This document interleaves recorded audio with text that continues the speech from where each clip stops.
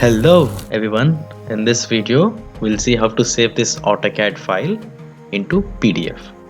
So let's start the process by clicking on the menu button that's there on the top left corner. After which we'll have to click on the print. If we go into the print, we can see an option called plot. After clicking on the plot, this window gets opened. We'll have to make few changes here, starting with the name. In this, we'll have to select DWG to PDF in the first name column.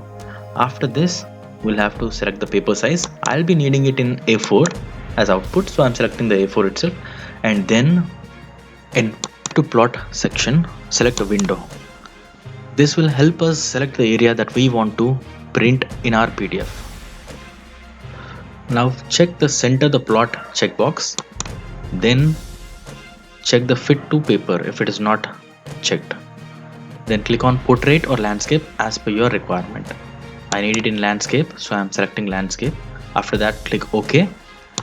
And here you'll be asked to select where you're going to save your file and the name of the file. I'm saving it on desktop and giving the name as this, and I'm clicking on save. Here you can see that the file got opened automatically. Now what I'll do is I'll close the file. I'll show where it got saved. Did it get saved as per my requirement or not, and then I'll reopen it again. Meanwhile, if you did learn something from the video, please like and subscribe.